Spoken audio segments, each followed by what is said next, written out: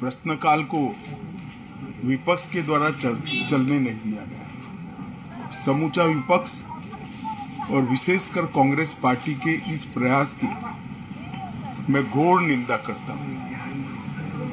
अरुणाचल में 8 की देर रात और 9 की सुबह घटी घटनाओं का हवाला देते हुए विपक्ष ने बहुमूल्य प्रश्नकाल को स्थगित करवा दिया। इसका कोई औचित्य इसलिए नहीं था कि पार्लियामेंट्री अफेयर्स मिनिस्टर ने स्पष्टता से कह दिया था कि 12 बजे इस देश के रक्षा मंत्री श्री राजनाथ सिंह जी इस विषय पर सदन के सामने अपना बयान रखेंगे। जब बयान रखने की बात कर ही दी तो इसका कोई औचित्य नहीं था। मुझे भी थोड़ा आश्चर्य लगा। फिर मैंने प्रश्नकाल के सूची को देखा तो 5 नंबर का प्रश्न देखकर मैं इनकी चिंता समझ गया। 5 नंबर के प्रश्न है राजीव गांधी फाउंडेशन के FCRA रजिस्ट्रेशन को रद्द करने के बारे में। अब उन्हीं के कांग्रेस के ही सदस्य के द्वारा ये प्रश्न पूछा गया और जवाब में बहुत स्पष्ट था। अगर तो मौका देते तो मैं सदन के पटल पर भी बताता कि राजीव गांधी फाउंडेशन को 2005-6 और 2006-07 के वित्तीय वर्ष में चीनी दूतावास से 1,35,00,000 रुपए का अनुदान प्राप्त हुआ था। चूंकि FCRA के कानून और उसकी मर्यादाओं के अनुरूप नहीं था तो नोटिस देकर पूर्णतया कानूनी प्रक्रिया का अनुपालना करते हुए गृह मंत्रालय ने इसका रजिस्ट्रेशन रद्द किया था। फाउंडेशन ने अपना रजिस्ट्रेशन सामाजिक कार्यों के लिए करवाया है और ये जो राशि चीनी दूतावास से मिली इसका उपयोग भारत चीन संबंधों के विकास पर शोध करने के लिए ये पैसा दिया गया। अब मैं कांग्रेस पार्टी को पूछना चाहता हूं कि इन्होंने शोध तो जरूर किया होगा। क्या उनकी शोध में 1962 में जो हजारों हेक्टेयर भूमि भारत की चीन ने हड़प ली वो शामिल था क्या? और शोध इस पर किया तो रिपोर्ट क्या आई है? नेहरू जी के प्रेम के कारण सुरक्षा परिषद में भारत की स्थायी सदस्यता बलि चढ़ गई। इस विषय को उन्होंने शोध का विषय बनाया था क्या? और अगर बनाया था तो इसका नतीजा क्या हुआ?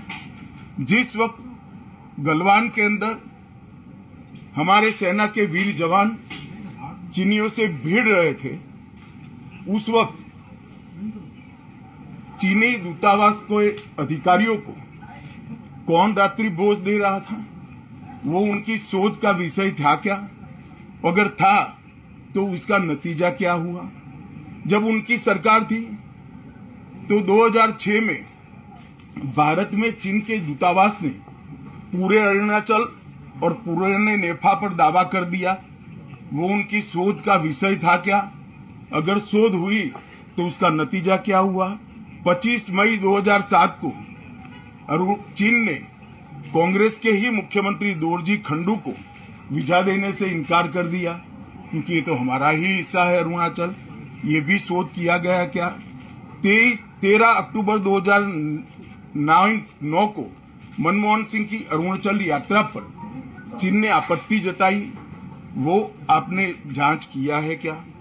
और 2010 में चीन ने जम्मू कश्मीर के लोगों को स्टेपल वीजा जारी करने की प्रथा शुरू की, ये भी क्या आपका शोध का विषय था? 2011 में कांग्रेस सरकार ने चीन की धमकी के बाद हमारे रोड और वाइटल बॉर्डर इंफ्रास्ट्रक्चर्स का निर्माण डैम चौक में रोक दिया। ये क्यों रोका गया इसकी भी शोध की है। मैं कांग्रेस पार्टी को पूछना चाहता हूं, ये दोगला रवैया जनता के सामने नहीं चलता है। जनता सब देख रही है। आपके परिवार द्वारा चलाया गया फाउंडेशन, उसका FCRA रजिस्ट्रेशन चीन की दूतावास से मिले हुए अनुदान से समाप्त हुआ है। आपके ही समय में हजारों किलोमीटर भूमि अवैध रूप से हमसे हड़प ली गई है।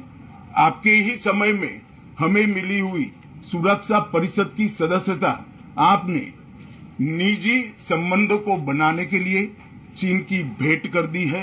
ये सारी जनता ये सभी विषयों को जानती है। मैं इतना स्पष्ट कहना चाहता हूं कि भारतीय जनता पार्टी की सरकार है, नरेंद्र मोदी इसके प्रधानमंत्री है, और जब तक भारतीय जनता पार्टी की मोदी सरकार चल रही है, 1 इंच जमीन पर भी कोई कब्जा नहीं कर सकता।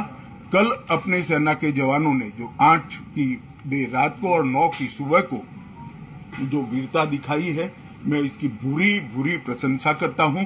इन्होंने घुसे हुए सभी लोगों को कुछ ही घंटों में वापस खदेड़ दिया और हमारी भूमि का रक्षण किया है।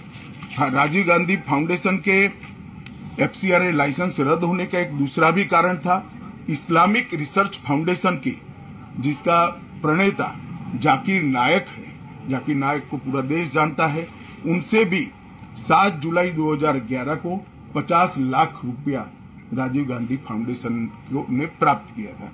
मैं पूछना चाहता हूं, राजीव गांधी फाउंडेशन के कर्ता धर्ता जो कांग्रेस की फैमिली पार्टी है उसी के सदस्य हैं, तो आपको ये पैसा जाकिर नाइक ने किस मकसद के लिए दिया था, इसकी भी स्पष्टता देश की जनता के साथ